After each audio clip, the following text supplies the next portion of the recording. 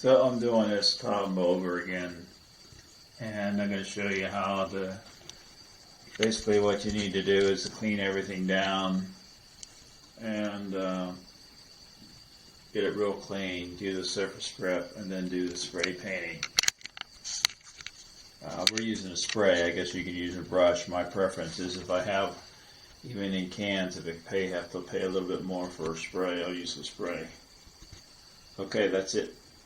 And this is a towel with the cast iron.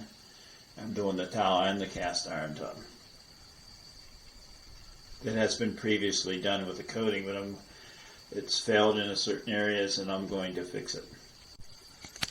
So now I've used this product, and I've let it soak for 10 minutes, and now I'm going to wipe it off with a cloth, and that's basically what they're saying all that do. It looks like it's working pretty good because you can see, well, you can't see, but the dark scum that was on the tub and the light scum, the scum that's been removed over in this area compared to this area, you can see the darkness here where I sprayed it. And so this is really what you need to do to have a nice clean surface before you even rough it up, before you apply your new coating to your tub, your paint. So be back in. So now I'm going to set the camera down in there. Too even, but I want you to see it. It's basically just taken right off. You need a clean dry rag, and it really basically taking the scum off. And there's a good job. I don't. You probably couldn't tell, but it was dark scum in here. Build up, and now it cleaned up pretty good, nicely. All right, so that worked surprisingly well. I'm really usually disappointed with some of these products, but that one seemed, you can basically look and see the difference, the white and the dark. So works pretty good. And I'm going to continue. I'll do the rest of the tub and the towel with the product to get it all cleaned up. And then what I'll do is I'll clean it down with probably Windex or another ammonia type product, just to get all the scum and have a nice clean surface before I scarify it or rough it up. Okay. I'll see you back later in the next section, but the material on it to clean it, and they should have used just a liquid non-abrasive type of cleaner. So anyhow, what I want you to point out is that at this point,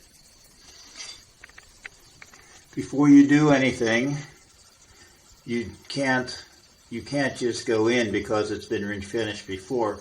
You have to. You can't just say, oh, that's clean, I wiped it down and I'm going to sand it and everything.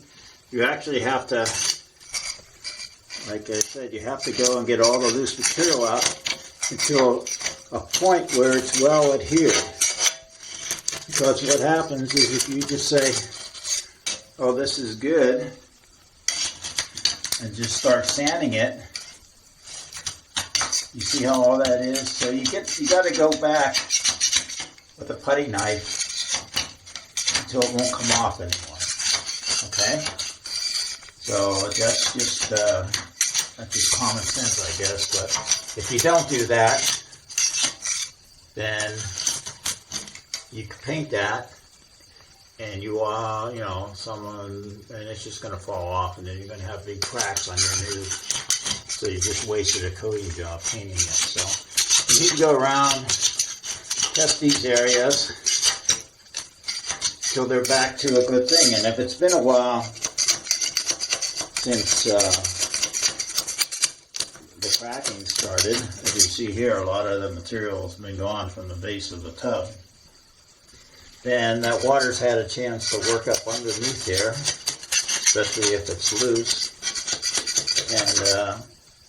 And loosen the material. So I'm going to keep doing this. You see here's a big spot here.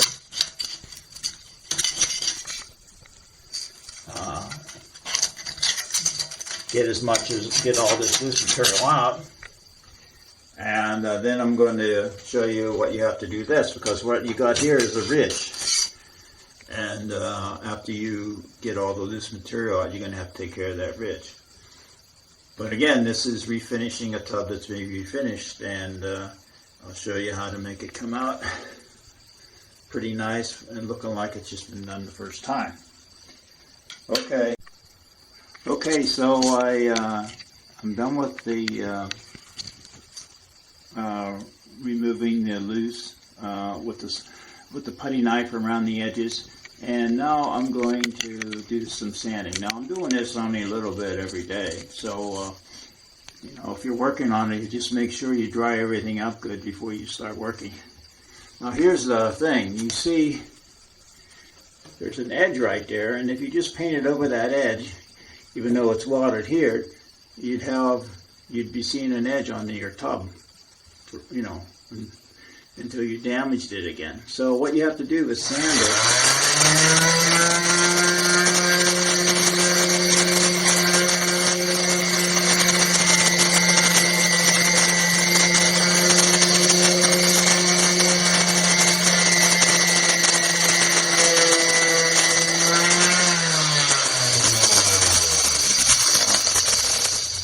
You need to go back an inch, and until you just, when you go with your finger, you don't feel anything. So it's smoothed out. So here, so what you have to do is basically go around all this, and you can do it by hand if you want, but you need to make it smooth. That transition has to be smooth so you don't feel anything. Okay? See, there you hear it. There it's smooth. So you need to go all the way around every place where the coating popped up and make that smooth transition. We call it feathering. So you're feathering it, and you're making a smooth transition so that when you overcoat, when you apply your next coating, for refurbishing the tub, it's smooth and you don't see any transition. And then you also have to go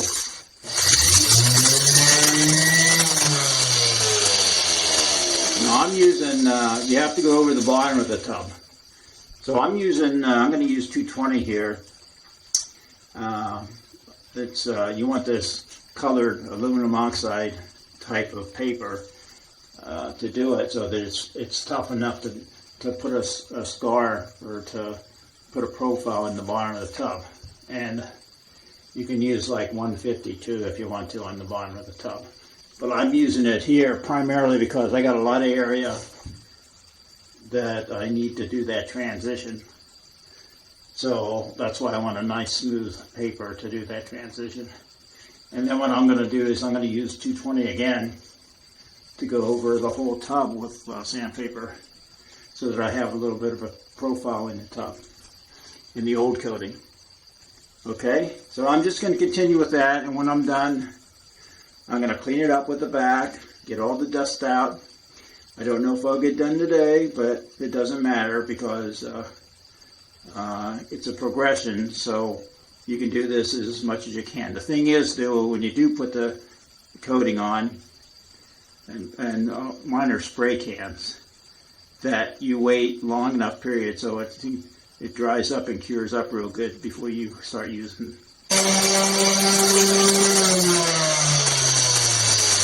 Okay, I wanted you to see the bottom of this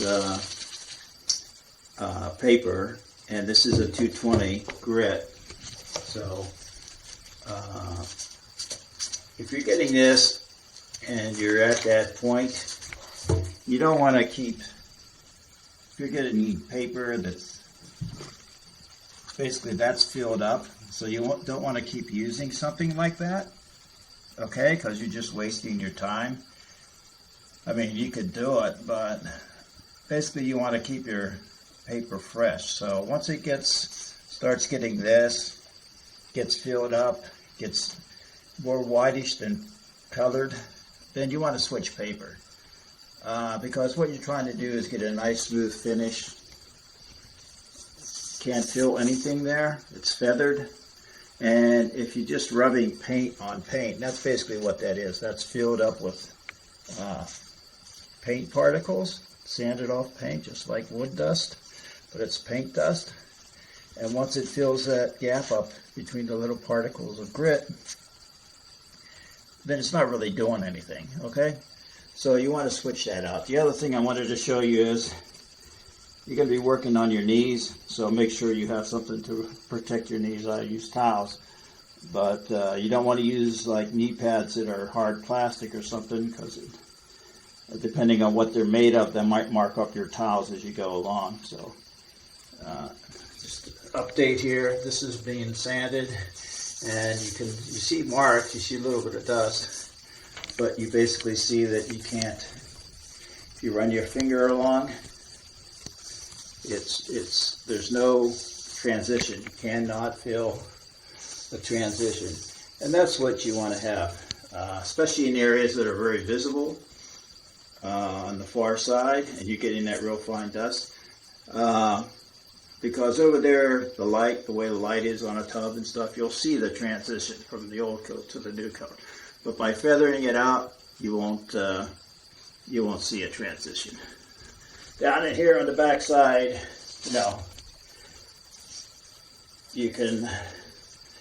light isn't that good down there, so you should do the best you can, but it's hard to work on the back side. But do the best you can. If you make a mistake here or do a bad job here, it's not going to show up that much, but it will over there. So be careful when you're over there, different areas. Now this towel was coated too, and you see along the side there, but I'm going to mask that off there and do that by hand. So I pretty much sanded like the bottom, and I feathered it in like we talked about. Nice smooth, so you don't feel a feather. Now what I'm going to do now is clean up this area like this. These are areas where the sealant, tube sealant has failed. But I'm not going to dig all that stuff out there all around. As you can see, it's in pretty good shape, and it's been there a long time. So if it's been there a long time, you basically can expect it to be there for a long time better. But all these areas where it's kind of blackened and someone maybe put extra in for some reason, I'm going to clean that up so that it has something good to bond to. And then when I do the coating, and then I'm going to. Okay, now I have everything around the side feathered quite nicely. I did this mechanically, and I did this by hand, so I didn't want to destroy the paint that had already been there. And I found out that little piece I had right here actually extended quite a ways back. If the paint keeps chipping off and you can't get a smooth edge, that basically means you got a bad bond underneath. And if you have a bad bond underneath, you just should go back until it comes off nice. Little piece there, around the edges, all feathered. Now what I'm going to do is I'm going to put some masking on in different places. And but before I do that, I'm going to take a damp cloth or a paper towel, not wet, damp, and get all this dust off of here. Because if I do it now, the tape won't stick. And I'm sure you've run into that problem in the past. So clean the walls down where you're going to put masking. I'm going to put some masking on. I'm going to start taping it up. And then I'm going to clean this again to get as much as I can off. And then I'm going to sand the whole area. I also have to do a calculation because I know when you buy one of these kits, they give you basically just enough to do the tub. And as you see, I got to do the towel too. Okay, so I have to calculate out if I'm going to have enough in the kit or if I have to buy another kit. An unexpected expense. But you want to have all the stuff here at the same time, or you need to mask off the towel. The best thing to do would probably be do the towel first, But don't say you don't have to mask it off because it's all the same color. Because what you'll get is you'll get overspray, and that's like, it'll look like a little powdered surface. And if you go over that, then what you're going to have is little granules, it looks like, in your thing, but it's just paint that's dried in the air and then settled down. So you want to have it all masked off. If you're going to just do the tub first, do the tub first if that's how much paint you have. Then mask the tub off and do the towel if you're doing a two-step process if you're doing the towel. But it will stick to the towel. I mean, this last coating, as I understand, it's been on for 50. Okay, I just wanted to come back again. Of course, I forgot something I wanted to tell you. So I wiped this down, and this is what you get the first time. See, that's all the dust from the feathering you did, the sanding. And you can't just wipe it once, okay? This is actually the first time I wiped it. This was the second time I wiped it. And you basically have to keep wiping it until you get this, okay? Basically, you don't get anything. That means it's clean, and that goes for the taping, and that goes for the, before you paint also. You don't want to wipe, you get a bunch of dust, because what you'll be doing is your paint will be sticking to dust. It won't be sticking to the tub or the towel, depending on what you're doing. Okay, that's it. I just wanted to let you know that. Thanks. Bye. Well, I've cut my piece here. I'm masking this up, and I've got a piece of paper to fit from here to here. And I just wanted to notice that I've already put the masking tape along here. The reason is that, and I've ripped off a couple pieces of tape here. The reason is when I'm standing up there putting this up, I don't want to be ripping tape, and I don't want to try and match this edge up while I'm doing everything else. So all I'm going to basically do is hold this up, tape the four corners of the paper, and then when I'm done, I'm just going to take the paper, this tape I already have, and tape the top. Because it's really a waste of time to try to do it that perfectly. So put the tape down on the edge first. Well, it's convenient. Cut your piece of paper for masking. Tape the corners and then tape the edges down. Saves a lot of time. And okay, there you go. I have put that up. It took me like 10 seconds. I put two pieces apart across the top, just the edges. I taped that edge. Now I'm going to tape this across here, but you see the paper's being held up by the other tape. I'll tape along there, tape there. I'll probably just do a couple pieces there because I'm going to put another piece of paper out towards the window because I don't want paint all over the window. Okay, that's all I wanted to show you. I said I would check, make sure I had enough, and I don't have enough. I only have enough to do a tub based on these measurements they've given. They're not really clear on how much square footage this will cover, but I had to guesstimate based on this little information down here at the bottom. It says one standard tub. Well, that means absolutely nothing. And then it says two sinks, 44 to 52 square feet. So I have to estimate that the total amount of coating in these two cans at the most is 42 square feet. So it means you have to do one coat with one can and another coat with another can. Because if you measure all the surfaces, you got a surface there, surface here, surface there, surface outside. That adds up to basically one can per coat. So when you work this out, you have to make sure that you can get one coat out of one can. And so I'm going to mask this off, the towel on the top off, and just do the tub first. And once I'm done with the prep on the bottom of the tub, I'm going to really scarf up the bottom of the tub with maybe an 80 grit or 120 grit, just to make sure it's rough enough and clean enough. And then I'll follow the instructions on the kit as far as the cleaner they use that's in the kit, and then wiping it down with alcohol. But basically, you can barely do one tub, so don't waste any. Don't assume that you can't waste any when you do this. Okay, I just vacuumed it out and it looks pretty clean, but the real test is because bathrooms are lighted differently. Your tub has a shadow in it most of the time. So what do? You get a flashlight and you look, it looks good, looks good, looks good.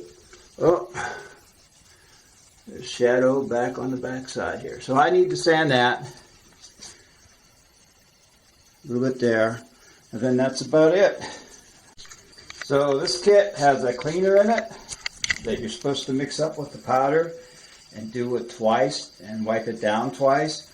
So don't mix it all in 1 gallon. So it's one package to a gallon. So mix it in 1 gallon and then separate it before you start wiping down, because as soon as you start wiping down, you're going to have contaminants. So if you use all the bucket for both wipes down, then the second time you start wiping down, you're going to have contamination from the first time you wiped it down. So just after you get it mixed into 1 gallon, separate it evenly into 2 containers and save the other one, the second one, for the second wipe down. Okay, I got everything masked off and I'm ready to spray paint, but temperature of the tub, the temperature of the air is like 73, but the tub's cooler than that, and the instructions say 70 to 80 degrees. So you don't really, you don't want to spray any coating that has a limit on it, a temperature limit at any other temperature, because if you have a tub, and if you're doing this in wintertime and your tub is exposed to the outside and it's 50 degrees or 40 degrees, and you put paint on it, it's not going to adhere as well. And even going to slow down on the cure rate. So you need to make sure that the temperatures, the surface temperature and the air temperature, are within the limits. I got a couple minutes to go. It's about ready now, so I'll be spraying, and then I'll show you what happens after the first coat is done. Okay, that's it. That's air heat gun that I have down there, warming it up a little bit. Be careful, these things have high settings. You want to do it at a low setting and take a longer period of time rather than heating up one spot and having that one spot be hot. So you want the whole tub to be in the range of temperature, and by having it in one spot and doing it slowly, that's right. Okay, so this is the first coat. Give my check. Okay, looks pretty good. It's like a light area right in there, but it's very hard to tell. And there's a light area right there. So that will be the areas I get first. And then I'll finish up with the usage. I'll use the whole can. Okay, second coat is on. There you go. Looks good. Didn't take that tape off. I'll fix that, and then next week I'll just do the towel. Where's that shine come from? Where's that shine coming from? Oh, you got purple walls. So it's so reflective, it's reflecting the purple walls in the camera. I don't know if that'll be on the final, but it's everything looks real nice and white, and it's the right angle so it doesn't pick up the reflecting. It's reflecting so much. Okay, there you go. And I left it set 2 hours after the first coat because these have solvents in them, and even though they say 10 minutes, if you do it right away, there might be some solvent still escaping or evaporating off, and then you'll have a solvent entrapment problem. You get tiny little bubbles. So it's best to wait an hour or two so that it's all that solvent has evaporated from the the paint before you put in the second coat. Now the instructions are for it to leave it set for 48 hours, but I'll probably leave it set longer. Okay, so I'm back again, and I found an error. What had happened is a couple drops of water had come out. I don't know whether in between coats or on the top coat. Anyhow, it didn't dry off, and you could feel it was kind of soft. So I had to redo this whole area in here. I'm going to tape it off.